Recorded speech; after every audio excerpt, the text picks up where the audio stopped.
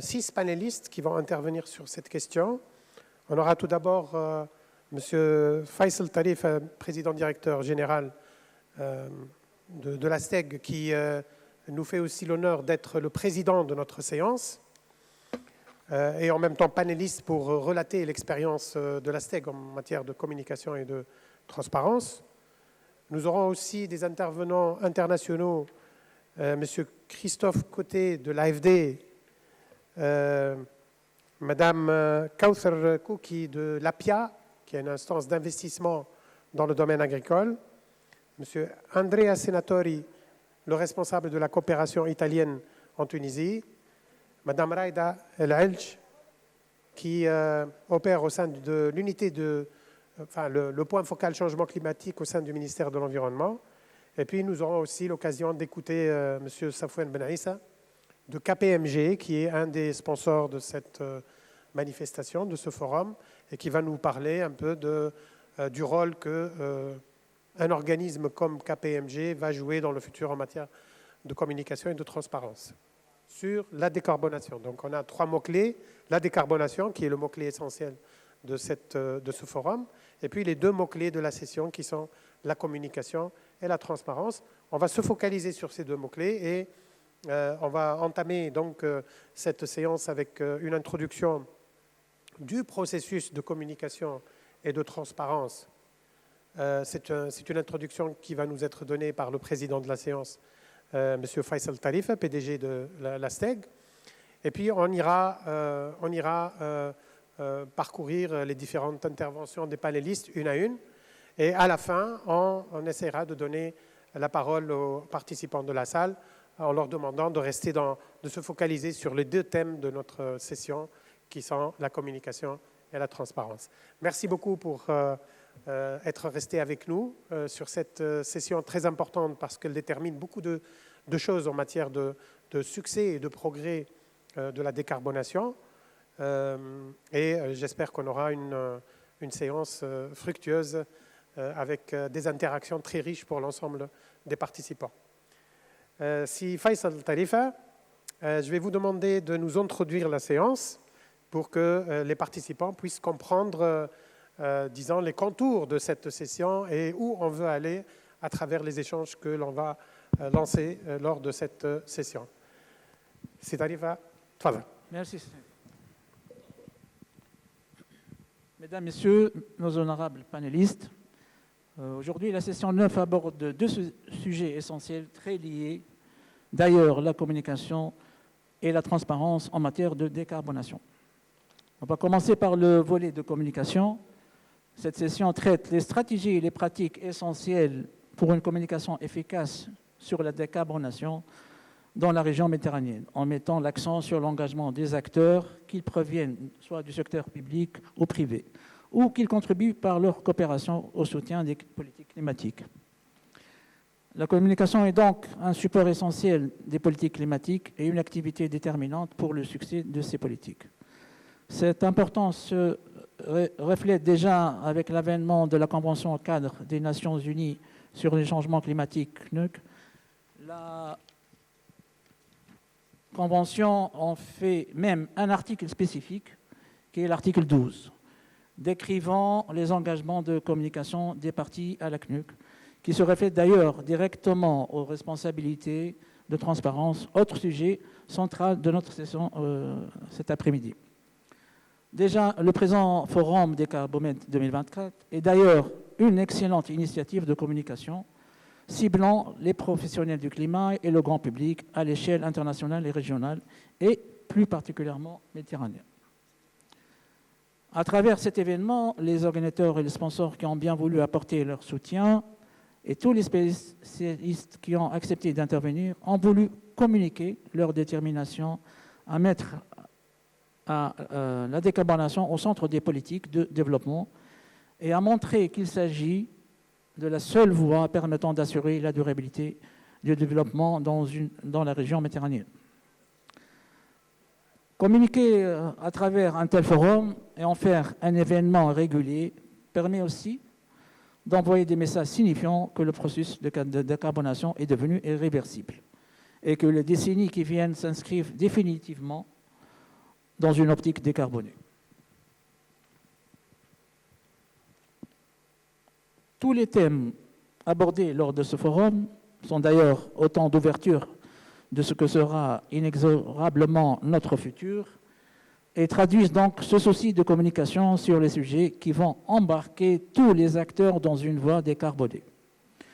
C'est notamment les messages qui ont été communiqués lors de ce forum, en commençant par la présentation des politiques régionales de transition dans la session 1, en discutant le rôle de la recherche en tant qu'instrument essentiel de coopération dans la session 8, tout en passant par des thèmes comme dans le cadre international de décarbonation session 2, ou la neutralité à travers l'efficacité énergétique session 3, et l'électromobilité session 4, la circularité session 5, sans oublier le financement et bien d'autres piliers de la décarbonation comme l'hydrogène vert dans la session 7.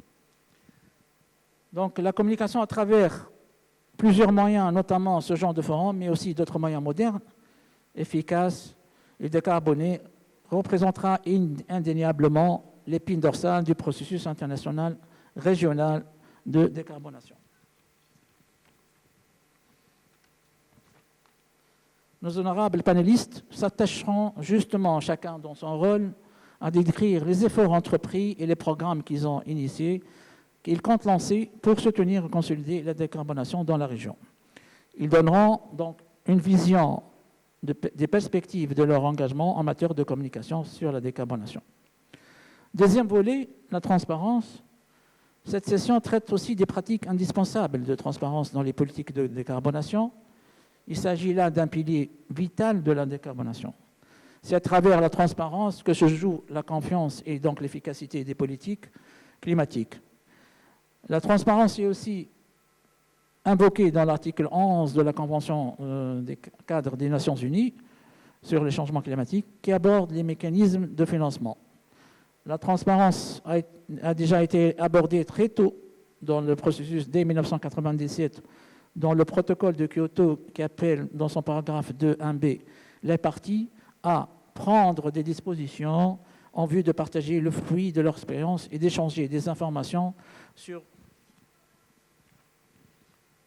ces politiques et mesures, notamment en mettant au point des moyens d'améliorer leur comparabilité, leur transparence et leur efficacité. Le même protocole de Kyoto rappelle également cette exigence de transparence dans son article 12.7.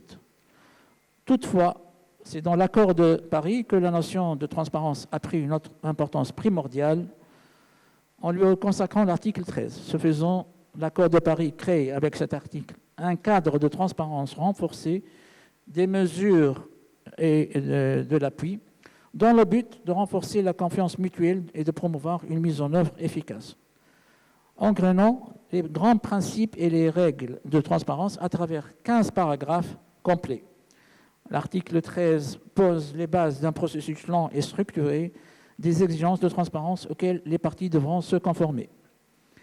Les règles précises et les modalités pratiques du système de transparence renforcée qui devra être appliqué par toutes les parties à l'accord ont ensuite été développées au fur et à mesure du déroulement des COP. Depuis la 21e qui s'est déroulée à Paris en 2015 jusqu'à la 28e et dernière à Dubaï. Mais la transparence ne concerne pas que les autorités nationales, elle touche désormais tous les acteurs.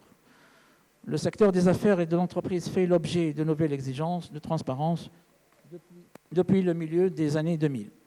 À titre illustratif, le système européen d'échange de quotas d'émissions, établi depuis 2005, s'appuie sur des exigences rigoureuses de transparence. Les règles de communication se rapportant aux émissions des gaz à effet de serre des entreprises cotées en bourse en Europe s'est progressivement endurci depuis le début des années 2010. Régie par la directive sur le reporting de durabilité des entreprises, CSRD, entrée en vigueur le 1er janvier 2024, ces règles s'appliquent désormais à toutes les grandes entreprises et PME cotées en bourse. Ces entreprises doivent fournir des informations détaillées sur leurs impacts environnementaux, sociaux et gouvernance, incluant des données sur les émissions de gaz à effet de serre, les risques climatiques et les stratégies de réduction des émissions. Ces règles visent à améliorer la transparence et la qualité des informations, ESG, donc environnementaux, sociaux et gouvernance, permettant ainsi aux investisseurs et aux autres parties prenantes de mieux évaluer les performances et les risques liés à la durabilité des entreprises. Par ailleurs, le secteur financier subit de plus en plus de pression pour l'engager dans un processus de transparence par rapport à l'empreinte carbone de son activité directe, mais aussi à l'empreinte de son portefeuille. De plus en plus, la mobilisation des ressources par le secteur financier subit d'ailleurs des exigences de marché liées au climat, à la décarbonation et plus particulièrement à la transparence. Ainsi, la transparence s'impose comme un pilier fondamental des politiques climatiques et un passage obligé d'établissement de la confiance mutuelle entre les nations et les acteurs, et donc d'appréhension de l'effectivité des engagements pris et donc des progrès accomplis en direction de l'objectif 2100 de l'accord de Paris. Finalement, pour faire œuvrer la transparence, c'est informer et s'informer sur l'effectivité de l'accomplissement des engagements et des progrès accomplis. Aussi, nos honorables panélistes s'attacheront justement, chacun dans son rôle, à décrire les efforts entrepris et les programmes qu'ils ont initiés pour soutenir la transparence dans la région. Merci pour votre attention. Merci beaucoup, c'est Faisal, dont l'introduction a brossé un petit peu les enjeux de la communication et de la transparence. Et en tout cas, le décor est planté pour un peu les introductions que vont faire les panélistes sur les différents sujets de communication et de transparence. Merci encore pour cette introduction. Je voudrais tout de suite passer aux interventions des panélistes. Le premier de ces panélistes, c'est M. Christophe Côté de l'AFD. Alors, M. Christophe Côté est directeur de l'agence de l'AFD en Tunisie depuis septembre 2024, donc tout nouvellement installé. M. Christophe Côté travaille dans le domaine du développement international depuis près de 20 ans maintenant. Il intègre l'AFD dès 2008, donc c'est un intervenant de l'AFD de longue date, pour y exercer les fonctions d'économiste risque pays. Il suit et effectue les missions régulières dans différents pays du pourtour méditerranéen, le Maroc, la Turquie et maintenant la Tunisie, d'Afrique et d'Asie. Après un passage au ministère des Finances entre 2013 et 2016 en France, en tant qu'adjoint au service économique régional de Nairobi, il rejoint le département Afrique de l'AFD à Paris pour y créer une cellule stratégie et macroéconomie. Il est nommé directeur de l'agence AFD d'Accra en charge du Ghana et du Libéria en 2020 et aujourd'hui donc le représentant de l'AFD en Tunisie. Monsieur Christophe Côté est titulaire d'un doctorat en économie sur l'endettement des pays en développement. Merci d'être présent parmi nous pour nous parler de l'expérience justement en matière de communication et de transparence de l'AFD. Je voudrais à ce titre me permettre de vous poser deux questions autour desquelles je souhaiterais que votre intervention fasse l'objet. Tout d'abord, la première question, c'est à quelles initiatives de communication et de transparence sur la décarbonation l'AFD aura contribué en Tunisie et dans le bassin méditerranéen, puisque vous avez aussi une expérience dans d'autres pays, et quels sont les résultats atteints à ce jour? Ça, c'est la première question. La deuxième, quelles sont les perspectives éventuelles de développement davantage d'actions de communication et de transparence, et sur quel thème précis pensez-vous orienter vos soutiens dans le futur? À vous la parole. Merci beaucoup et bonjour à tous, bon après-midi. Merci d'être restés avec nous pour ce panel et je suis ravi d'ouvrir la session. Écoutez, quand on m'a proposé une intervention, c'est vrai qu'on peut se dire qu'est-ce que la communication, la transparence ont à voir avec la décarbonation? Est-ce que c'est vraiment un sujet? Pour moi, c'est absolument clé, et pour une institution comme l'AFD, c'est un sujet qui est clé. Il y a deux, et peut-être pour commencer à répondre à la première question, il y a deux sujets majeurs en réalité sur lesquels on a travaillé. Je vais vous expliquer pourquoi c'est si important. C'est d'abord effectivement cette question de transparence qui est en fait liée aux questions de mesure. Et puis le deuxième, c'est la question on parle de communication, et moi j'aime bien parler de faire savoir, qui est lié aux questions de communication. Sur la première question, la transparence. Alors, il faut dire que l'AFD, le cœur de son mandat, c'est de financer des projets qui sont 100% compatibles avec l'accord de Paris, c'est-à-dire qu'aucun projet de l'AFD ne doit faire dévier les trajectoires des contributions, ce qu'on appelle les contributions nationales déterminées, c'est-à-dire la réduction des trajectoires carbone. Aucun projet de l'AFD ne doit faire dévier cette trajectoire à 2050.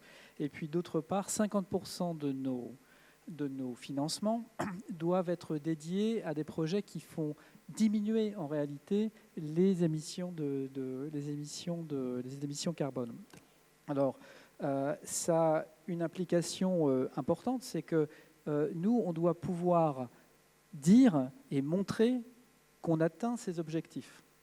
Il faut qu'on le démontre non seulement à notre gouvernement qui nous a donné ce mandat, il faut qu'on le démontre aussi en réalité au marché financier, figurez-vous, parce que l'AFD se finance, l'AFD est une banque, et qu'elle se finance notamment par l'émission d'obligations vertes. La dernière a eu lieu en février de cette année, et ce que demandent en fait les investisseurs, ce sont des preuves en fait que nos projets contribuent effectivement à décarboner les économies. Et donc au cœur en fait de cette mécanique, il y a la question des données et de la mesure effective de la réduction des émissions. Tous nos projets, et en particulier les projets que l'on mène en Afrique du Nord, et donc la plupart des projets, c'est là où la question trouve sa pertinence, c'est que la quasi-totalité des projets que l'AFD fait en Tunisie, notamment avec la STEG, mais en Afrique du Nord, ont vocation à réduire les émissions carbone des pays dans lesquels nous intervenons. Donc tous nos projets, et je peux dire qu'on en écarte certains, ne sont validés qu'à la condition que nous démontrions qu'il y a un lien entre le projet que l'on met en œuvre et la réduction des émissions carbone. Donc c'est des avis qui sont rendus par des cellules qui se trouvent à l'intérieur de l'AFD et qui donc valident ou non un projet. C'est dire que cette question de la mesure est clé et centrale. Je dois dire que pour l'AFD, ça doit être 15 à 20 années de travail.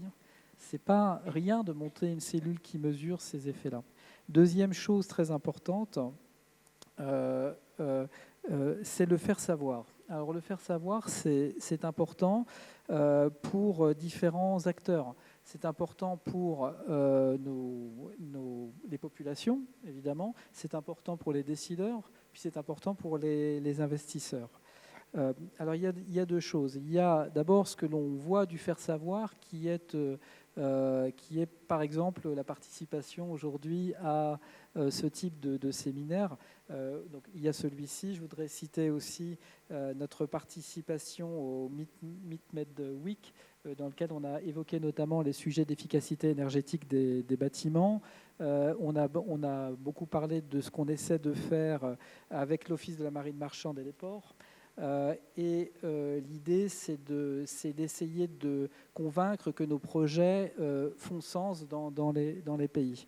Pour nous, il y a un enjeu, je dois dire, en tant qu'institution de financement, c'est que ce n'est pas nous qui mettons en œuvre les projets, ce sont nos partenaires. Et en termes de communication et de faire savoir, nous nous appuyons principalement en réalité sur nos partenaires.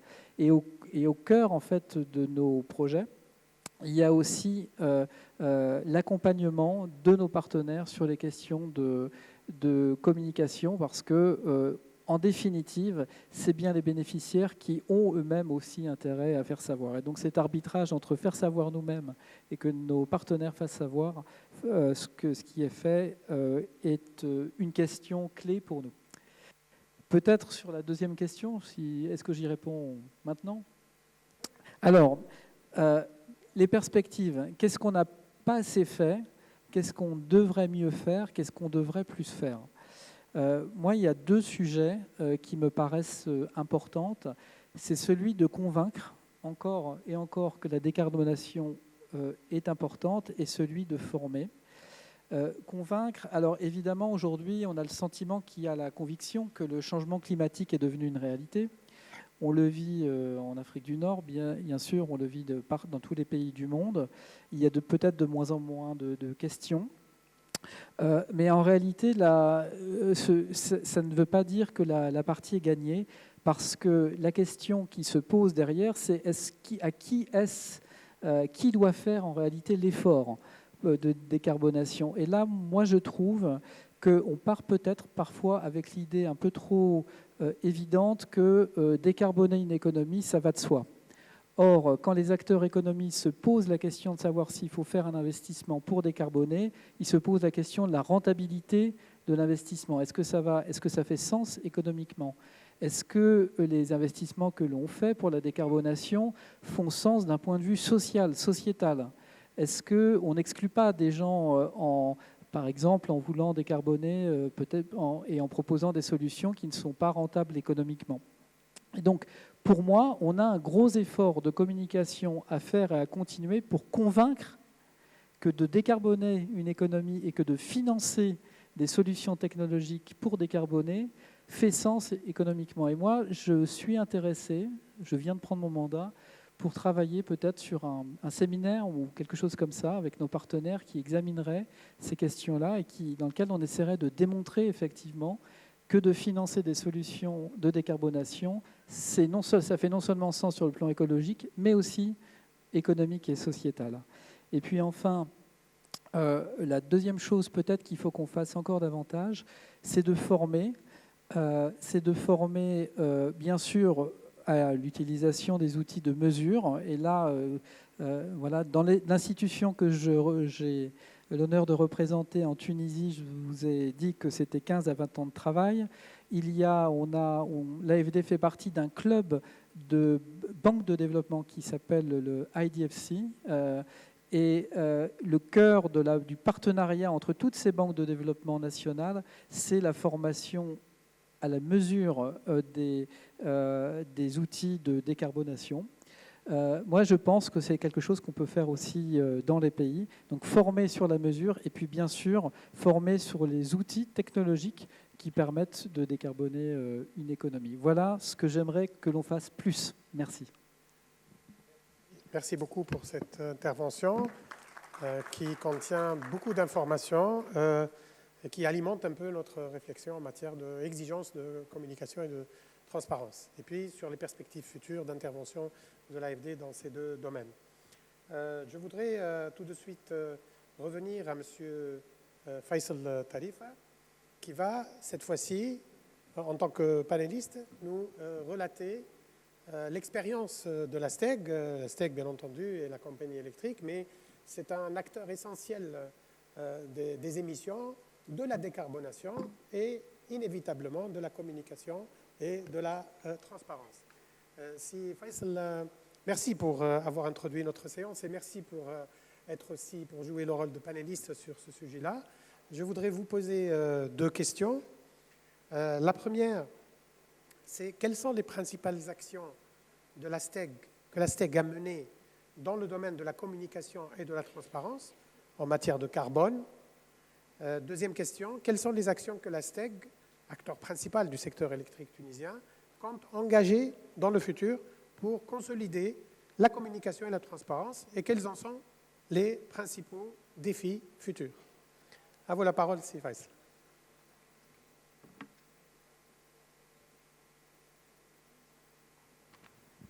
Merci. Donc, bien sûr, la STEG, elle est engagée dans tout ce qui est le bas carbone, la décarbonation, qui est la stratégie de l'État, avec on a deux jalons, les 2030 et 2050. On fait de tout notre mieux pour répondre à diminuer le taux de carbone et notre empreinte carbone. Aujourd'hui, pour la communication, déjà dans nos rapports d'activité et de gestion, on fait sortir l'empreinte carbone de la STEG au kilowattheure. On est dans une fourchette moyenne internationale et on est en train de travailler pour réduire et atteindre les objectifs déjà engagés avec l'État. La communication, bien sûr, il n'y a pas que les quelques chiffres. On est dans le système de promouvoir tout ce qui est énergie renouvelable. Donc, on est un acteur pour faire réussir tout ce qui est aujourd'hui projet d'investissement en photovoltaïque. Et vous savez très bien qu'on a déjà signé actuellement l'équivalent de 500 MW en photovoltaïque au sud du centre du pays. Et déjà depuis les années 2010, on a commencé à travailler sur les projets pro-sol. C'est soit les PV sur les toits pour les clients résidentiels essentiellement, soit pour le chauffe-eau solaire. Donc tout ça, c'est dans le but de minimiser l'empreinte carbone de la STEG. Et bien sûr, il y a une autre vision, c'est l'indépendance, aller pour une certaine indépendance énergétique. Aussi, aujourd'hui, on a un autre projet qui est le projet ELMED. C'est une interconnexion en câble sous-marin avec l'Italie. Aussi, ça va faire encore des gains sur l'empreinte carbone de la STEG. On a d'autres projets comme le projet Smart Grid qui est financé aussi par l'AFD. C'est des compteurs intelligents. Donc là, on va entrer dans l'efficacité énergétique.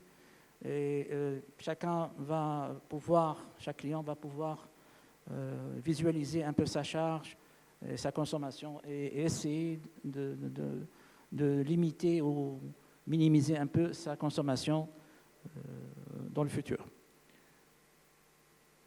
La vision et les perspectives, on est toujours dans le même chemin que le gouvernement. On s'adhère complètement à diminuer notre empreinte carbone, à être une société performante dans ce domaine, avec tous les moyens nécessaires. Et bien sûr, on est toujours ouvert. On a des équipes à la STEG qui sont tout le temps sur des veilles technologiques et en formation continue pour pouvoir aider la STEG à être parmi les meilleurs. Merci, Sylvain. Merci infiniment à Sir Faisal. Merci beaucoup pour cette intervention.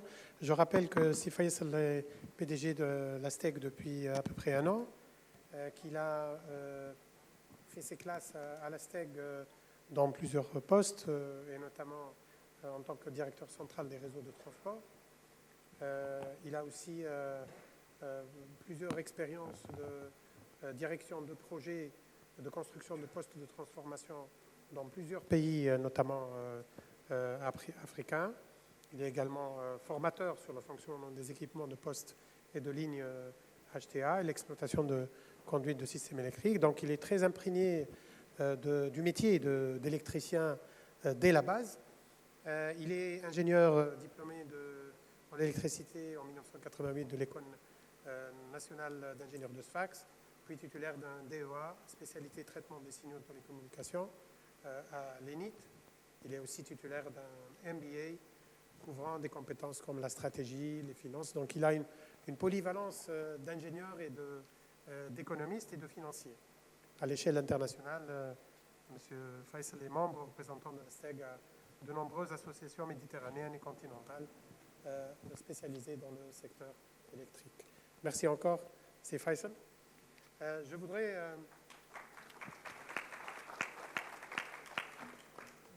à présent passer la parole à un promoteur de l'investissement agricole, un représentant de l'Agence de promotion de l'investissement agricole, l'APIA. On aura l'occasion d'écouter Madame Kauser Kouki.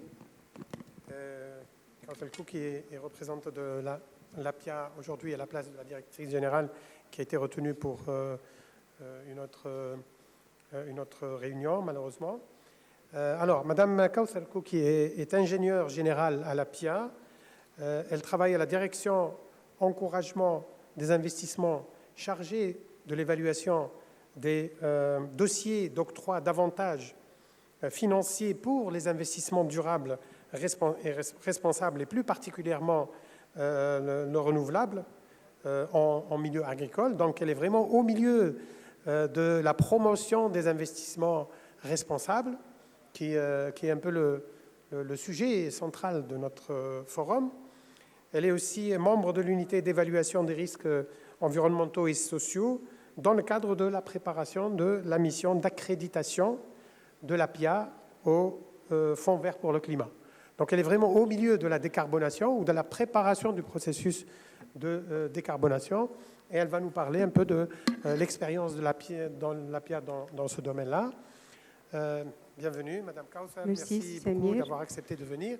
Je voudrais vous poser aussi 2 questions qui vont essayer de clarifier votre rôle justement dans le domaine de la décarbonation, surtout sur la partie communication et transparence. La première question concerne, en tant qu'agence de promotion de l'investissement agricole, est-ce que vous pouvez nous parler des actions et des pratiques entreprises par l'APIA, votre agence, pour promouvoir l'investissement agricole durable et la décarbonation, et nous donner des exemples de résultats concrets que vous avez atteints à ce jour grâce à votre action? Deuxième question, dans vos activités, quelle est l'importance que vous avez accordée à la communication pour promouvoir l'investissement durable, et quelle place aura la communication dans le futur, dans la vulgarisation de la décarbonation et surtout de la promotion de l'investissement durable dans vos activités futures? Merci Samir, merci à vous. Je suis honorée d'être parmi vous aujourd'hui pour parler des efforts déployés par l'Agence de promotion des investissements agricoles dans la décarbonation. L'Agence de promotion des investissements agricoles, c'est une entreprise à caractère non administratif. C'est une direction générale du ministère de l'Agriculture et des Ressources hydrauliques et de la Pêche. Donc, la vision du ministère de l'Agriculture se base sur 3 piliers: l'agriculture durable, résiliente et inclusive. Donc, nous nous engageons depuis presque 40 ans dans la promotion des pratiques agricoles respectueuses de l'environnement et qui préservent les ressources naturelles tout en améliorant la productivité des moyens de subsistance de nos agriculteurs. Notre objectif est de garantir que l'agriculture contribue de manière significative à la sécurité alimentaire, à la protection des écosystèmes et développement économique durable, tout en répondant aux défis des changements climatiques. En tant qu'APIA, on est catalyseur en matière d'innovation dans l'écosystème agricole, ce qui cadre et vise à promouvoir l'investissement durable.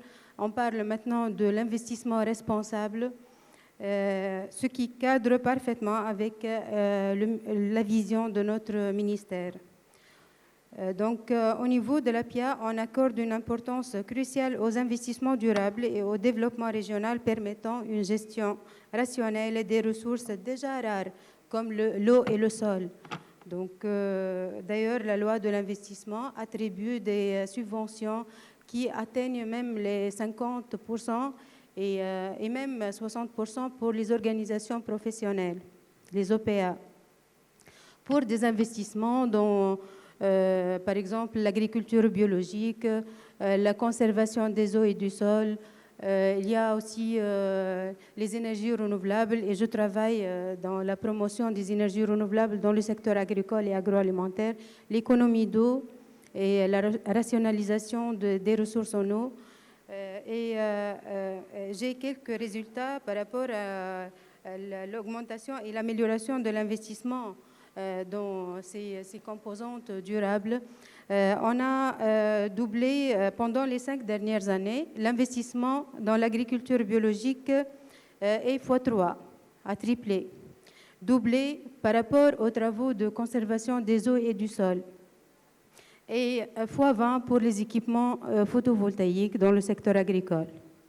Donc c'est une évolution nette par rapport aux investissements et ça montre le rôle de la communication, qu'on va en parler ultérieurement. On est aussi dans la collaboration avec les institutions internationaux comme l'AFD, M. Christophe est avec nous, la FAO. Et on a travaillé sur, premièrement, on a élaboré un label de l'investissement responsable avec l'INRAT, la PIA l'INRAT, en collaboration avec la FAO. On a défini les 10 principes de l'investissement responsable et on travaille sur le label investissement responsable.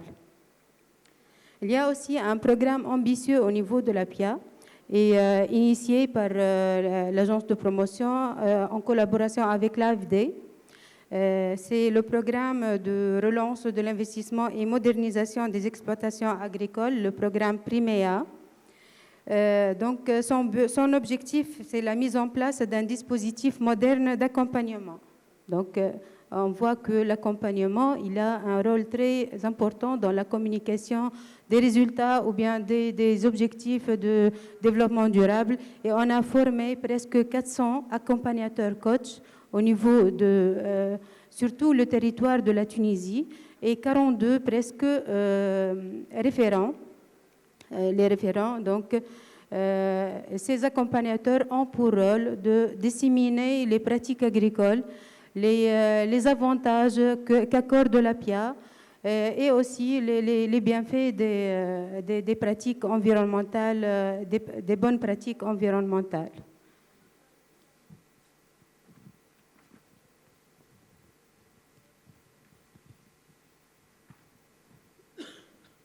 Il y a aussi, donc je vais parler pour le 3e point, c'est le projet d'accréditation de la PIA auprès du Fonds vert pour le climat. Ça entre dans la participation de la PIA dans les efforts nationaux dans la démarche d'adaptation au changement climatique. Une fois la PIA sera accréditée, elle sera dans la mesure d'accéder au financement. Donc, on sait toujours que le financement joue un rôle dans la promotion de tout ce qui est bonne pratique environnementale, durable et inclusive. Le renforcement de capacités, il y a l'amélioration des compétences internes en gestion de projets environnementaux et en respect des normes internationales. Et on sera aussi dans la mesure de promouvoir des projets durables et à bas carbone. Le développement, c'est ce qui permet le développement et la mise en œuvre des initiatives favorisant la durabilité et la résilience des écosystèmes locaux.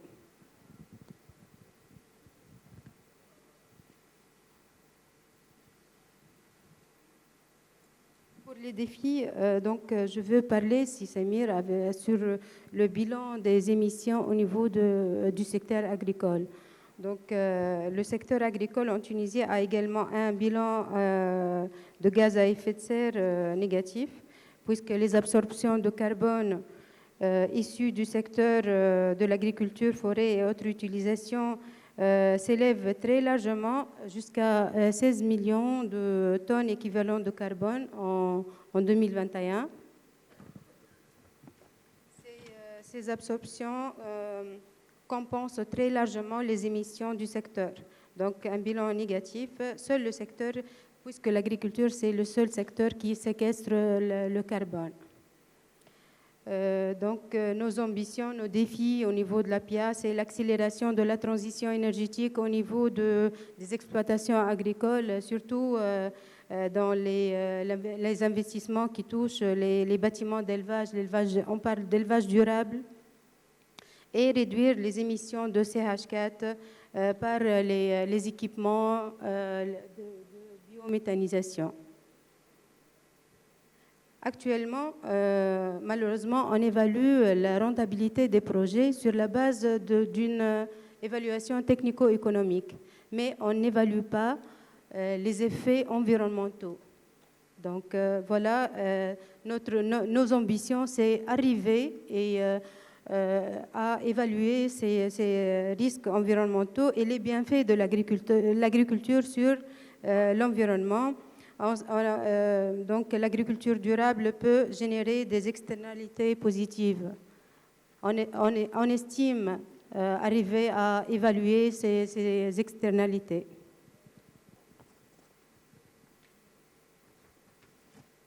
Finalement, le marché carbone doit offrir aux agriculteurs une opportunité de monétiser leurs efforts pour réduire les émissions de gaz à effet de serre. Voilà, merci.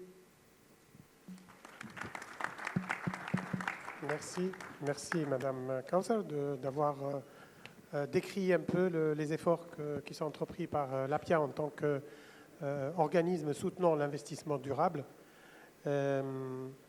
ciblant le secteur agricole qui est un secteur d'autant plus décentralisé qui nécessite une communication la plus décentralisée possible pour vulgariser les meilleures pratiques. Et donc, vous avez beaucoup de travail à faire en matière de communication parce que justement, c'est un secteur qu'il faut atteindre à la base pour pouvoir assurer l'efficacité de ce que vous prônez en matière de décarbonation et pour consolider le rôle de l'agriculture en tant que du secteur agricole et forestier, en tant que secteur absorbeur net de gaz à effet de serre et donc apportant une note très positive au bilan des émissions de la Tunisie. Merci pour votre intervention et pour votre participation. Je voudrais maintenant revenir vers la rive nord et néanmoins très proche de la rive sud, la coopération italienne, en la personne de M. Andrea Senatori, qui est responsable de la coopération italienne à Tunis. M.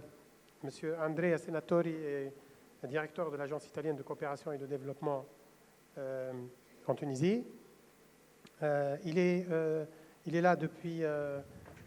il est directeur du bureau régional de l'agence italienne à Tunis, couvrant la Tunisie, la Libye, le Maroc et l'Algérie depuis 2021. Auparavant, M. Senatori a travaillé au ministère des Affaires étrangères italien, à la Direction générale de la coopération et au développement. Et donc, il est très familier avec la coopération. Et puis, de 1990 à 2020, il a occupé successivement plusieurs postes dans les plus récents sont la coordination du bureau des États fragiles. Donc, c'est un lien direct avec le climat. Il a été aussi directeur du bureau de l'Ex à Tirana, en Albanie, coordinateur technique de l'aide humanitaire bilatérale et point focal pour les pays en situation de fragilité.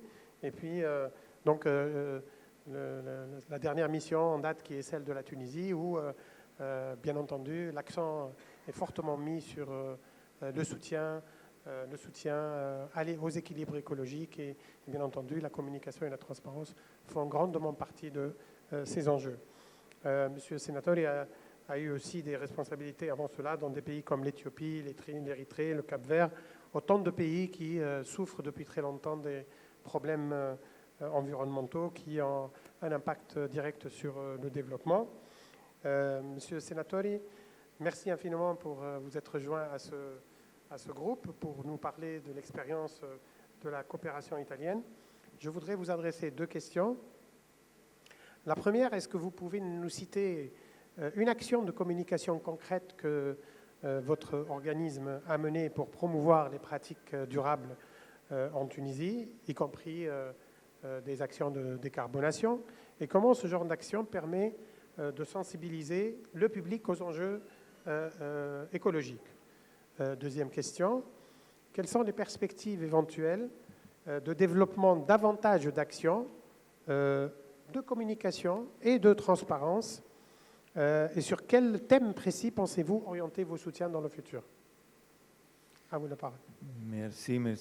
Bonjour à toutes et à tous, et cher président, cher modérateur, et chers panélistes, dont je suis très heureux de participer à cet important événement, et je me félicite avec les organisateurs de la première édition du Forum de Carbomed, et je voudrais aussi remercier l'ANME en particulier pour cette invitation. Donc permettez-moi, avant de répondre à votre question, de simplement rappeler que l'Agence italienne pour la coopération et le développement est l'institution publique italienne qui gère, du point de vue financier et technique, l'aide publique italienne au développement. Et l'agence a été créée depuis le 2016 et donc est présente ici avec un bureau régional à Tunis qui s'occupe de Tunisie, de Libye, d'Algérie et du Maroc. Mais la coopération italienne est présente en Tunisie depuis les années 80 du siècle précédent et a accompagné la Tunisie à travers toutes les évolutions historiques, économiques, sociaux de cette année. Et donc, la coopération italienne a pu appuyer cette évolution avec une orientation d'appui italien selon les priorités qui, au fil des années, se sont présentées en Tunisie. Et donc, nous, l'Agence italienne pour la coopération et le développement, travaille en Tunisie sur la base d'une programmation triennale. Nous sommes en train de compléter la programmation courante.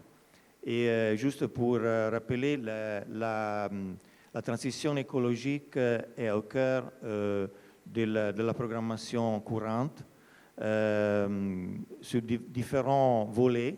À partir de l'énergie, nous avons soutenu les budgets généraux de l'État, en particulier pour soutenir les réformes dans le secteur énergétique qui visent à la transformation vers les énergies renouvelables. Nous sommes en train de s'accorder avec le ministère de l'Agriculture pour une enveloppe financière et technique pour l'implémentation, pour la réalisation des bioterritoires en Tunisie, 5 zones pilotes de bioterritoires, et aussi des interventions dans le secteur de l'économie bleue pour l'appui à communautés côtières qui sont les plus affectées par les changements climatiques. Et donc, bien sûr, nous sommes aussi en train d'approuver, de compléter la négociation avec l'ANME pour un programme pour la réduction des consommations énergétiques des communes tunisiennes provenant des ressources non renouvelables. C'est un don à l'auteur de 8,5 millions d'euros. Et donc, cette initiative équipera au moins 1000 bâtiments communaux avec des panneaux photovoltaïques pour satisfaire leurs besoins énergétiques en basse tension. Mais pour revenir à votre question, je crois qu'un exemple que je peux mentionner des actions de l'AIX, en particulier du point de vue de la communication en particulier sur les effets de décarbonation, est le programme ADAPT. Un programme ADAPT est un programme réalisé par l'agence et financé par l'Union européenne qui vise à soutenir des actions durables dans les secteurs de l'agriculture, de la pêche et de l'aquaculture. Donc, dans le cadre du programme ADAPT, l'agence gère un fonds de 25 millions d'euros pour soutenir l'investissement privé, en particulier des petites et moyennes entreprises, pour présenter, pour financer des projets qui visent à développer des activités durables et aussi respectueux de l'environnement dans le secteur de l'agriculture, de la pêche et de l'aquaculture. Et à travers un fonds à dons qui couvre jusqu'à 14% des crédits accordés aux opérateurs privés, accordés par une banque ou une institution financière. Et pour ce qui regarde dans le cadre du programme ADAPT, on a développé un dispositif d'animation et communication, d'abord pour informer sur les activités du programme qui est dédié aux opérateurs privés, mais plus en général aux acteurs concernés par les secteurs ciblés par le programme ADAPT. Et dans ce cadre, nous avons organisé des séances avec les entrepreneurs pour leur sensibiliser sur les avantages des investissements verts en termes de réduction des coûts opérationnels, en termes de création d'emplois verts, en termes de réduction des émissions à effet serre, et plus en général pour l'amélioration de l'utilisation de la gestion des ressources naturelles et aussi pour l'amélioration de la qualité de la vie. Et après ça, nous avons organisé aussi des séances d'information dédiées aux institutions financières. Les institutions financières sont des partenaires essentiels dans le soutien à la transformation, à la transition écologique, parce qu'ils disposent de fonds qui peuvent transformer les idées vertes en actions réelles et aussi appuyer la transformation vers la décarbonation. Et toujours dans le programme ADAPT, nous avons en cours une campagne de communication à travers différents canaux, par exemple les réseaux sociaux, la radio et aussi les panneaux d'affichage pour sensibiliser le grand public sur les enjeux de la transition écologique. Et au cœur de la campagne de communication, on a mis en avant 3 success stories, des cas de succès, de bénéficiaires du fonds d'ADAPT qui ont réalisé des activités productives, adoptant des mesures durables et adoptant des systèmes respectueux pour l'environnement, et démontrant aussi qu'en adoptant ce type de mesures, on a des bénéfices importants du point de vue financier et du point de vue environnemental. Donc, nous croyons que des exemples pratiques de ce que veut dire s'engager sur la transition vers, même de la part du secteur privé, peut être avantageux du point de vue financier.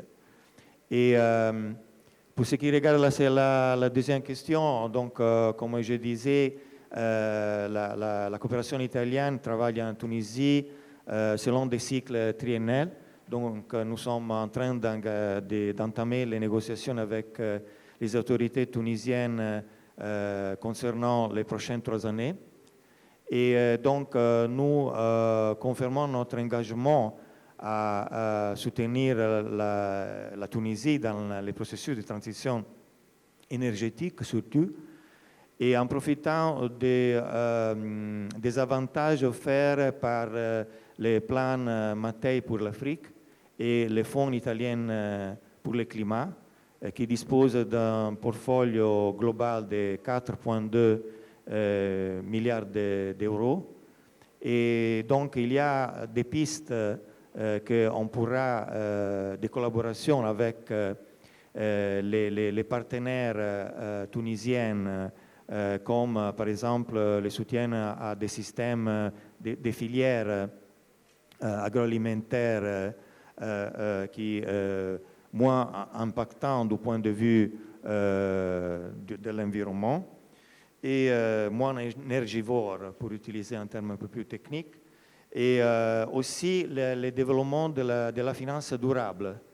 Ça, c'est très important pour, comme j'ai mentionné, l'implication des institutions financières dans les processus de transition écologique, mais aussi des systèmes pour partager la gestion et les risques dérivant des investissements privés dans les projets verts. Donc ça, c'est aussi très important. Et enfin, nous pensons aussi que c'est important de soutenir le développement des main-d'œuvre vertes, spécialisées en particulier dans ces secteurs spécifiques. Merci beaucoup. Merci. Merci beaucoup, Monsieur le Sénateur, pour votre intervention, où vous avez décrit de manière assez complète les efforts faits par la coopération italienne en matière de décarbonation et surtout sur la partie communication. Merci beaucoup. Je voudrais à présent revenir vers les essentiels. L'autorité publique tunisienne, l'unité de gestion des politiques climatiques au sein du ministère de l'Environnement, c'est là que tout part au niveau de l'écosystème de décarbonation au niveau de la Tunisie. Madame Raïda Lange, du ministère de l'Environnement, qui travaille au sein de l'unité de gestion par objectif, chargée de la mise en œuvre de l'accord de Paris. Alors, Madame Raïda est directrice des mécanismes de mise en œuvre et d'appui au sein de l'unité de gestion, de coordination des politiques climatiques au ministère de l'Environnement. Elle est particulièrement responsable de la mobilisation des financements climatiques, y compris le financement carbone. Avant d'occuper ce poste, elle a travaillé pendant 9 ans au ministère de l'économie, où elle était responsable de la coopération avec l'Union européenne. Donc elle a quand même un lien direct avec les politiques environnementales, mais aussi la coopération. Madame Raïda est titulaire d'une licence en finance à l'IHEC et d'un diplôme de l'École nationale d'administration. Merci beaucoup d'être venu et c'est très important que le ministère de l'Environnement, qui est le point focal changement climatique, soit là. Et c'est là où les politiques de communication et de transparence partent et s'en convertissent en actions réelles par rapport aux exigences internationales. Madame Raïda, je vais vous poser aussi 2 questions. La première, c'est quelles principales actions le point focal changement climatique a menées dans le domaine de la communication et de la transparence en matière de décarbonation. Deuxième question, quelles sont les perspective de consolidation de la transparence et progression de la digitalisation en matière de communication et de transparence. On sait que la digitalisation est un outil essentiel de la communication et de la transparence dans le domaine de la décarbonation. Hier, il y a eu la présentation de la première application qui va justement ouvrir la transparence au secteur de l'entreprise. Et le ministère de l'Environnement se trouve bien au milieu de ce processus-là. Et Madame Raïda va nous en parler justement dans son intervention. À vous la parole. Merci, c'est Samir. C'est un plaisir pour moi d'être parmi vous aujourd'hui dans ce panel. Je représente, comme vous venez d'introduire, l'Unité nationale de coordination des changements climatiques qui, je rappelle bien, assure la mission du point focal de la Convention 4 des Nations Unies sur les changements climatiques et de l'accord de Paris. Donc, si on revient à l'accord de Paris, on ne parle pas de décarbonation, on parle plutôt d'atténuation. C'est le jargon qui existe dans l'accord. L'accord de Paris fixe un objectif global d'atténuation qui est de limiter le réchauffement climatique à 2 degrés Celsius et de parvenir à la neutralité carbone d'ici en 2050. Ça, c'est l'objectif global d'atténuation. La décarbonation, c'est la voie à emprunter si on veut atteindre cet objectif, que ce soit sur le plan global ou également sur le plan national. Une petite nuance par rapport à atténuation décarbonation, l'objectif d'atténuation pourrait être atteint à travers la décarbonation, mais également ça pourrait être atteint à travers l'achat aussi de crédits carbone. Il y a des pays c'est vrai qu'ils décarbonent dans leur territoire, mais ils peuvent également acheter des crédits et les comptabiliser pour leur objectif d'atténuation. C'est une parenthèse que je fais. Donc, je reviens. Donc, pour atteindre cet objectif global, les États qui sont partis à l'accord de Paris doivent fixer leurs propres objectifs d'atténuation. Ceci, bien évidemment, pour une finalité de faire un bilan global pour suivre, c'est-à-dire la progression de la communauté internationale par rapport à l'objectif global, mais également pour renforcer la confiance mutuelle entre les parties de l'accord. La Tunisie, elle a fixé un objectif d'atténuation de réduction des émissions des gaz à effet de serre de 45% en 2030 par rapport à 2010, qui est l'année de base. Cet objectif, il est exprimé en intensité carbone, c'est-à-dire volume d'émissions rapportées au PIB. Et comme étant c'est-à-dire partie à l'accord de Paris, la Tunisie, elle doit faire tout le reporting exigé par l'accord, principalement deux types de reporting. Il y a les communications nationales qui sont faites toutes les 4 ans. Il y a les rapports biannuels. Déjà, la Tunisie, elle a soumis l'année dernière sa 4e communication internationale et elle va soumettre en décembre 2024 le premier rapport de transparence. Donc, pour bien communiquer, pour bien reporter, la pierre angulaire, c'est l'exercice d'inventaire. Bien sûr, chaque pays il doit faire régulièrement un inventaire des émissions nationales de gaz à effet de serre. Je vais essayer de donner un bref aperçu sur le système national d'inventaire sans entrer trop dans le détail, vu la contrainte du temps. Donc, pour la Tunisie, nous avons un groupe d'inventaire, un groupe de travail inventaire qui est divisé en 4 groupes sectoriels selon les secteurs clés de la CDN. Il y a le sous-groupe énergie procédés industriels que la NME assure la coordination. Il y a le sous-groupe agriculture, forêt et utilisation de terre sous l'égide du ministère de l'Agriculture. Bien sûr, groupe déchets solides sous le lead de l'ANGET et le groupe assainissement sous le lead de l'ONAS. Sachant que la NME assure également le rôle d'agrégateur de tous donc, les inventaires des secteurs que je viens de citer. Donc ça, c'est sur le plan institutionnel. Maintenant, sur le plan technique, je parle, c'est-à-dire système d'information. Le système d'information d'inventaire, il est basé sur des systèmes d'information, ce qu'on appelle système MRV sectoriel, qui sont donc liés toujours au secteur clé de la CDN. Principalement, il y a le système d'information NR Info, qui est donc coordonné par l'ANME. Il s'agit du principal système d'information et qui permet de générer des données selon deux différentes approches. La première approche, ce qu'on appelle l'approche top-down, c'est-à-dire il génère des indicateurs macroéconomiques énergétiques à partir des agrégats économiques et énergétiques. Et la deuxième approche qui est très intéressante également, que la Tunisie donc, est parmi les rares pays à l'adopter, c'est l'approche, ce qu'on appelle bottom-up, qui part de la base, c'est-à-dire qui prend les secteurs et les sous-secteurs et effectue une analyse par rapport à la contribution de chaque secteur et sous-secteur au résultat donc, national en termes de réduction des émissions de gaz à effet de serre, c'est-à-dire une méthode qui permet de désagréger le résultat global donc, par rapport aux différents sous-secteurs. Ça s'appelle la méthode de décomposition des effets. Donc, en sus de ce système que je viens de citer, Inera Info, il y a d'autres systèmes. Pour l'énergie, il y a un autre système qui s'appelle également MRV Action, qui permet de générer d'autres types d'indicateurs complémentaires par rapport au premier système que je viens de citer. Il y a également des systèmes MRV sectoriels comme le MRV Ciment qui permet de suivre donc, la progression, le progrès en matière de mise en œuvre du mécanisme d'atténuation dans le secteur cimentier. Il y a également le système MRV Bâtiment et MRV Déchets solides. Donc, comme je viens de dire, plusieurs systèmes par secteur.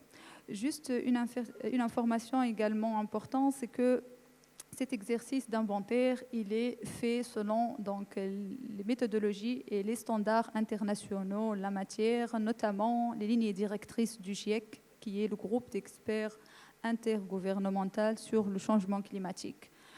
Et cet exercice, c'est-à-dire le rapport d'inventaire même, il est également soumis à des revues par les pairs, à des revues externes de la CNUC, donc qui donnent leur avis sur la qualité du rapport et donnent également des recommandations. Donc c'est un exercice d'amélioration continue. Par rapport à votre deuxième question, donc par rapport aux perspectives de consolidation de la transparence, bien sûr, donc la transparence, c'est quelque chose de très important, c'est le mot d'ordre dans l'accord de Paris. D'ailleurs, tout un article, c'est l'article 13 qui est consacré au cadre de transparence renforcée. En anglais, on l'appelle Enhanced Transparency Framework et qui met à l'endroit des parties des obligations plus strictes, plus poussées en termes de reporting. D'ailleurs, à partir du mois de décembre 2024, tous les pays sont tenus de soumettre au secrétariat de la CNUC un rapport de transparence. Dans ce rapport, donc, il y a de nouvelles exigences. Les pays sont désormais tenus de communiquer non seulement sur leur volume d'émissions, mais également sur leur action et politique d'atténuation. Donc, ils doivent décrire les actions qui ont mené, qui ont contribué à l'objectif national d'atténuation. Ils sont également tenus de communiquer sur le soutien financier reçu, sur leurs besoins financiers pour réaliser leur objectif d'atténuation. Donc, dans cette perspective, pour être en conformité avec ces nouvelles exigences au niveau international, le ministère de l'Environnement, il a déjà commencé l'année dernière, en collaboration avec la NME, à développer ce qu'on appelle une plateforme centrale de transparence. Il s'agit donc d'un système, bien sûr, qui pouvait être digitalisé et qui centralise tous ces systèmes sectoriels. Donc, il est censé être organisé en 3 modules. Un module donc, suivi des émissions de gaz à effet de serre, un module suivi des actions et des politiques d'atténuation et un 3e module pour le suivi des besoins financiers et du soutien financier reçu. Concrètement, donc, il s'agit d'importer les données des différents systèmes d'information sectorielle et de générer les indicateurs pertinents qui permettent de faire le suivi des différents aspects. Par rapport à cette plateforme, où nous en sommes pour le moment, la plateforme elle a été déjà développée en concertation avec les secteurs. Les indicateurs également, ils ont été validés. La prochaine étape consiste à l'expérimenter, il faut la tester et bien évidemment à former les gens, les futurs utilisateurs par rapport à son utilisation aux différentes interfaces et interactions et nature de données que peuvent être générées. Voilà, donc en bref, en sus de tout cela également, le ministère de l'Environnement, il a commencé depuis quelque temps une collaboration avec le ministère des Finances pour mettre en place ce qu'on appelle un budget sensible au changement climatique. Ça, c'est très important parce que si on arrive vraiment à élaborer une nomenclature qui est parallèle, une nomenclature sensible au changement climatique, ça va nous aider énormément à faire le tracking des flux financiers pour les projets climatiques, qu'ils soient publics, nationaux ou internationaux, tous les flux qui transitent par le budget de l'État, et de faire le lien entre les objectifs climatiques qui sont affichés dans la CDN et les objectifs programmatiques selon l'approche programmatique du ministère des Finances. Ça, c'est une chose vraiment qui sera d'intérêt pour notre plateforme également de transparence. Ça va nous aider à se conformer également aux exigences de l'accord de Paris. Merci beaucoup. Merci. Merci. Madame Raïda confirme le rôle central joué par le ministère de l'Environnement dans le domaine de la transparence, qui est un élément essentiel de confiance entre les États, mais aussi un élément important des engagements des pays pour bien montrer les progrès accomplis par chacun des pays dans la décarbonation à l'échelle nationale. Merci encore pour votre intervention. Last but not the least, l'intervention de M. Safwan Ben Issa. Alors, Safwan Ben Issa vient de notre bord, le secteur privé. Le secteur privé est bien entendu très largement concerné depuis maintenant quelques années par les questions de transparence. Si Safwan est directeur des études à KPMG, Tunisie, il aligne plus de 25 ans d'expérience professionnelle dans des études stratégiques et de conseil et dirige actuellement le pôle études et stratégies chez KPMG, Tunisie. Il a été aussi conseiller du gouverneur de la Banque centrale en 2007. Il a conseillé 2 ministres de l'économie entre 2014 et 2016. Et puis, il a été impliqué dans plusieurs études internationales, notamment avec l'ABAD, comme il a été aussi... il a travaillé comme consultant pour le Fonds monétaire international et la Commission économique pour l'Afrique. Il travaille actuellement sur des modèles d'estimation des émissions de CO2 et d'empreinte carbone grandeur pays pour la Tunisie, en soutien à l'ANME. Il est titulaire d'un diplôme d'ingénieur, statisticien économiste, et d'un doctorat en sciences économiques et d'un diplôme d'habilitation universitaire.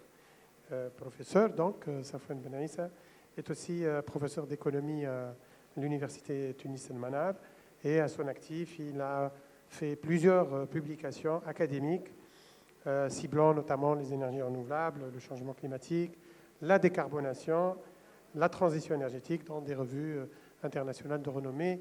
M. Safwan Ben Issa est donc très renseigné sur les politiques de décarbonation et nous allons lui poser des questions justement sur des sujets qui concernent les services de conseil et d'expertise, puisqu'il représente KPMG. 2 questions aussi que je voudrais lui adresser. Quel rôle, au pluriel, pourraient jouer les organismes de conseil et d'expertise tels que KPMG dans le domaine de la transparence? Et puis, plus généralement, quels sont les défis que devront relever les entreprises que vous êtes censés conseiller? Et quel rôle jouerait la digitalisation dans la communication et la transparence dans l'écosystème économique privé. À vous la parole, si Safwan. Merci, Si Samir. Bonsoir tout le monde. Je tiens à féliciter l'ANME pour cette franche réussite de ce forum. Et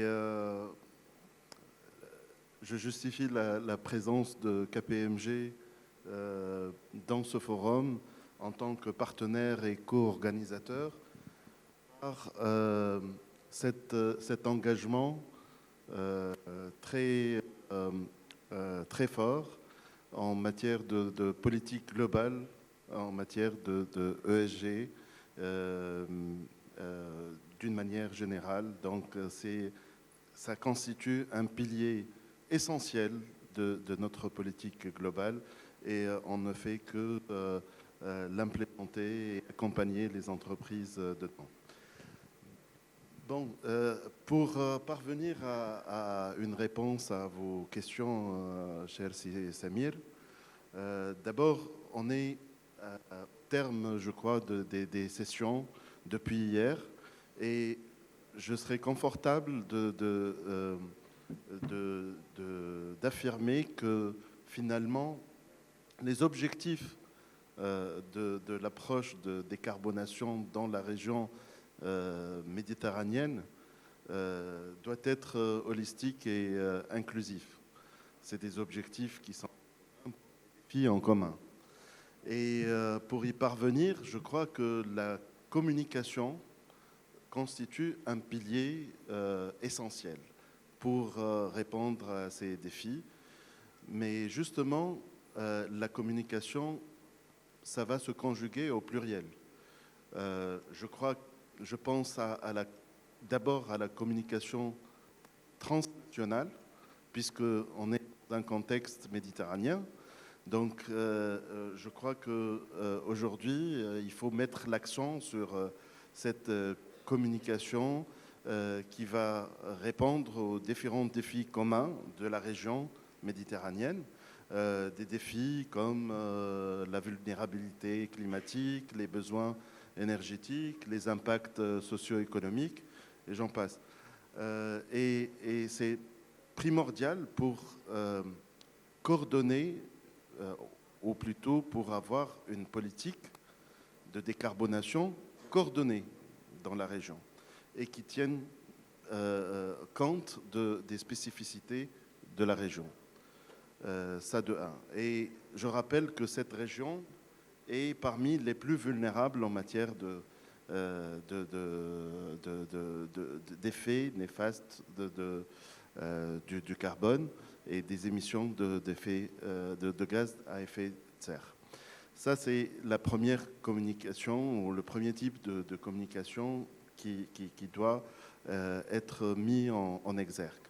Ensuite, on a la communication, évidemment, intranationale. Et là aussi, elle sera subdivisée en deux types de communication. D'abord, et essentiellement, c'est la communication institutionnelle qui va traduire en quelque sorte l'engagement du secteur public, de l'État, le locomotive des politiques de décarbonation, qui va donner le tempo aussi. C'est un éclaireur pour les secteurs. Ensuite, il y a la communication justement au niveau des entreprises. Et là où vraiment on se conjugue parfaitement pour accompagner les entreprises, notamment dans deux niches importantes.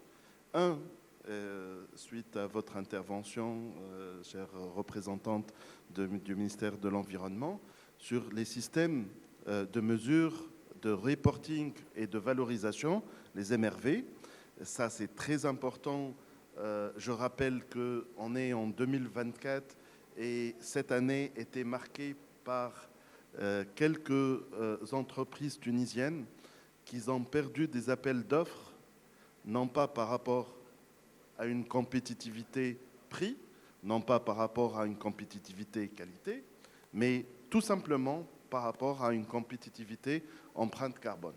Et là, il y a urgence, il y a warning et il faudrait agir pour sensibiliser, pour communiquer des effets de tsunami de réglementation contemporaine qu'il faudrait bien préparer,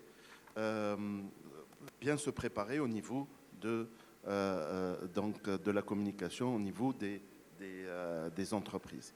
Et là, on sait faire parce qu'on a une offre assez complète, aussi bien de mesures ou encore de reporting, pas uniquement financier, pas uniquement donc il est un reporting non financier qui peut englober plusieurs éléments, des éléments qui nécessitent d'être communiqués et de mettre en exergue les efforts, les actions menées par les entreprises. Et c'est la manière de les valoriser, de les faire valoir, notamment au niveau des marchés, des appels d'offres. Mais aussi, il y a une deuxième niche importante de prestations qui pourrait alimenter justement la communication des entreprises et par ricochet, c'est la compétitivité qui va être haussée de l'entreprise. Notamment, je pense aux études d'impact socio-économique d'une part et l'impact environnemental de l'autre part. Je crois que ici, c'est très important la sensibilisation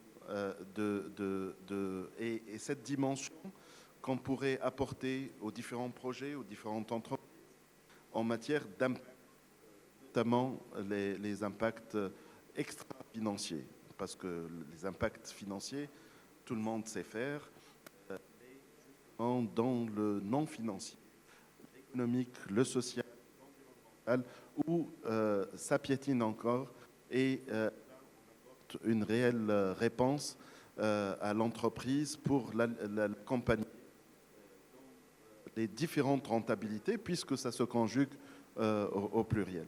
Et je crois d'inclure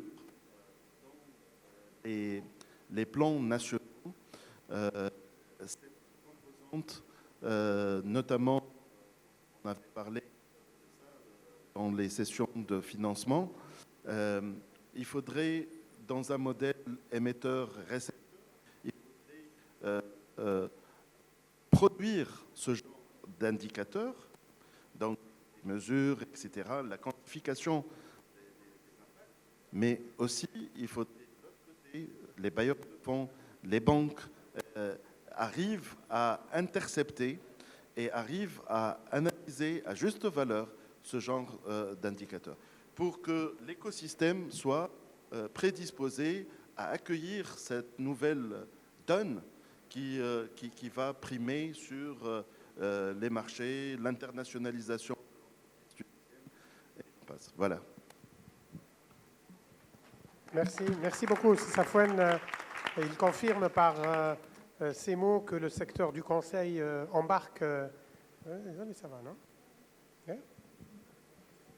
Que le secteur du conseil embarque l'écosystème entrepreneurial dans les nouvelles exigences de transparence à travers fournir de l'expertise, mais aussi de la communication au service de l'entreprise. Donc, ça confirme aussi que le secteur va jouer un rôle fondamental dans l'implantation du processus de décarbonation et de transparence en Tunisie. Merci infiniment. Merci à tous les panélistes d'avoir donné un condensé de leur expérience et compétences au profit des deux sujets, communication et transparence. Merci beaucoup. Merci aux participants qui sont restés jusqu'à maintenant avec nous. Merci, vraiment, merci beaucoup d'être présents.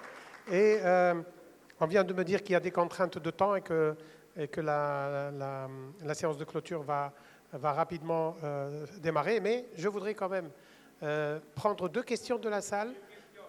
Deux questions de la salle. Deux questions sur les deux sujets qui nous concernent et qui sont la communication et la transparence. Alors, en posant la question, prière de vous présenter et puis d'indiquer à quelle personne vous posez la question, s'il vous plaît. Je ne vois pas les mains se lever à cause de la lumière. J'en vois 2. Voilà, déjà on peut... Alors, troisième, il y a trois interventions. D'accord. Alors, très rapidement, parce que sinon, ils vont nous tomber dessus. C'est ça, là. 4 maximum, mais très rapidement, s'il vous plaît. Et essayez de vous focaliser sur le sujet de la communication et de la transparence, s'il vous plaît. Présentez-vous et puis précisez votre question et à quelle personne vous...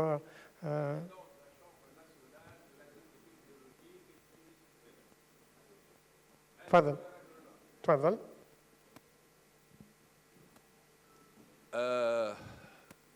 C'est une suggestion et une question en même temps. À Madame la représentante de l'APIA et de notre amie de la coopération italienne. Ils ont communiqué des informations très importantes, mais je pose la question, comment l'agriculture a un grand potentiel de capter le carbone. Mais l'agriculteur n'est pas sensibilisé.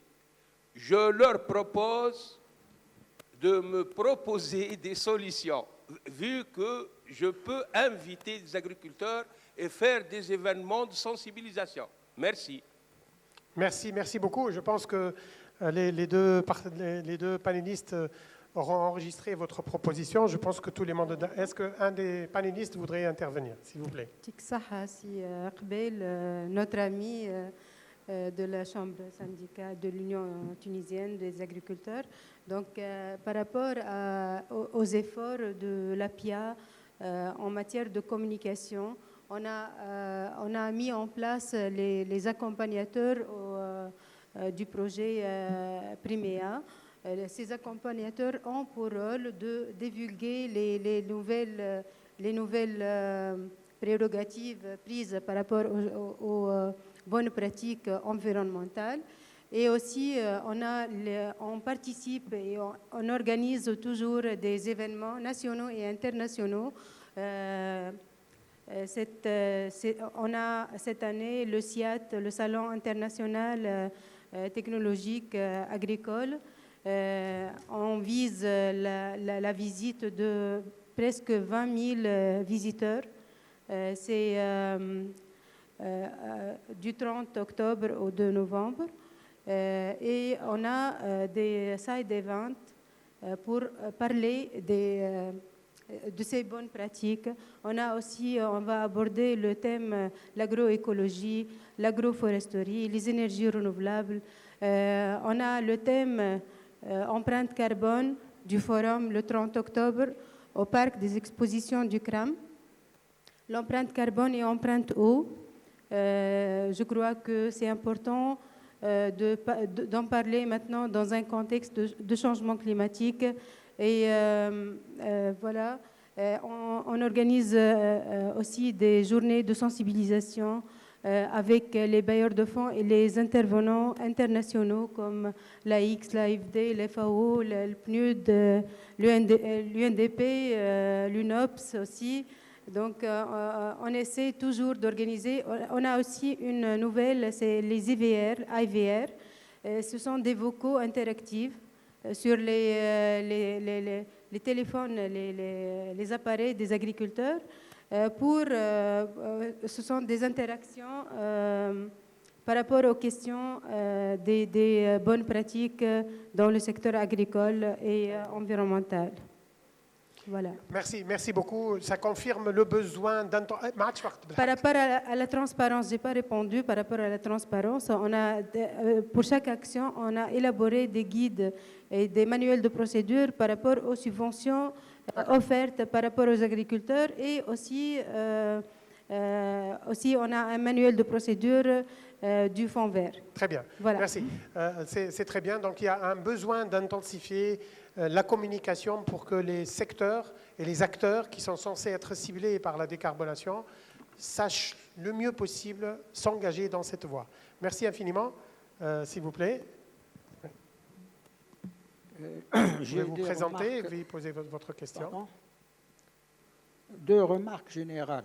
Moi, je pense qu'aujourd'hui, on parle de l'existant. Comment décarboniser ou décarboner ce qui existe aujourd'hui.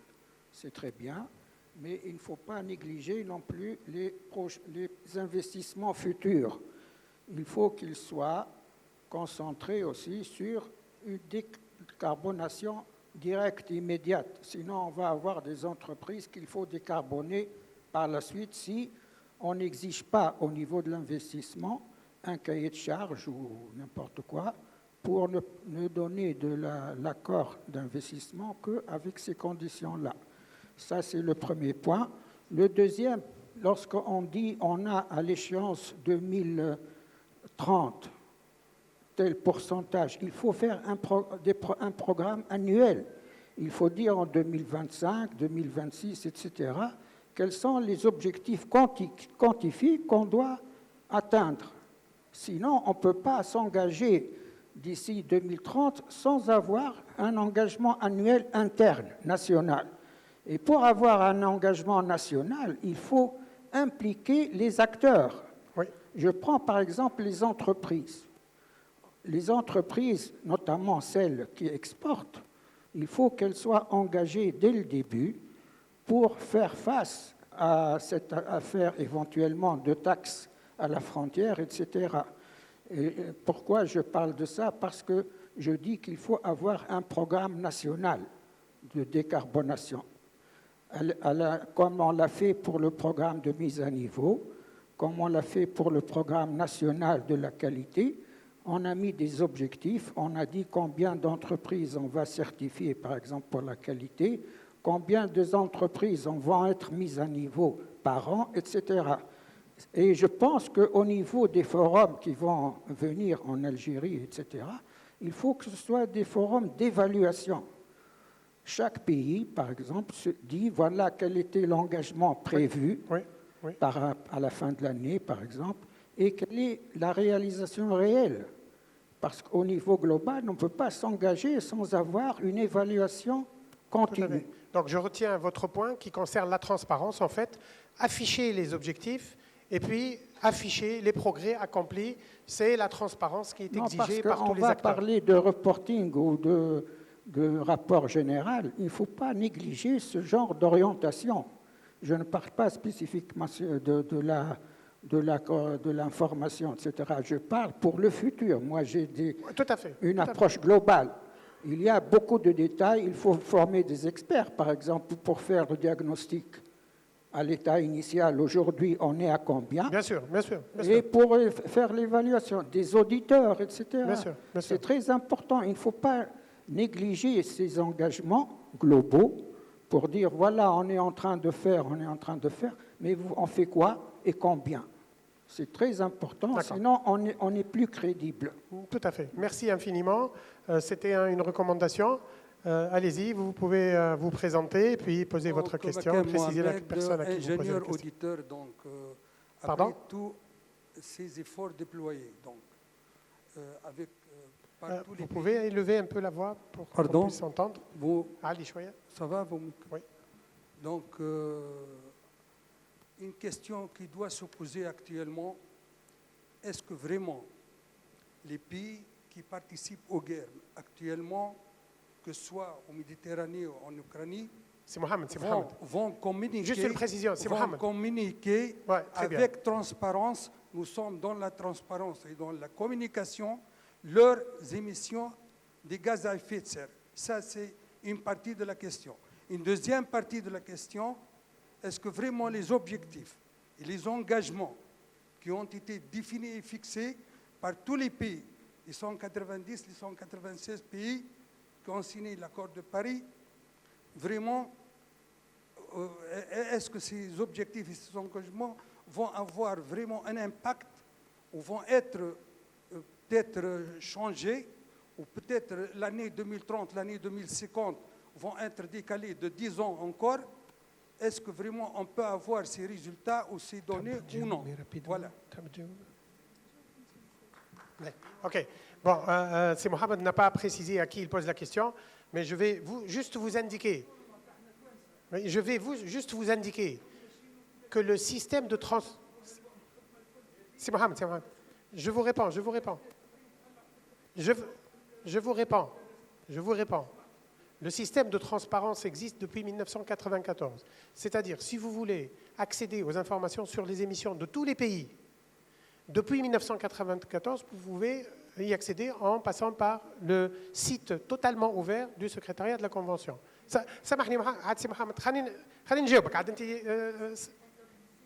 C'est comptabilisé.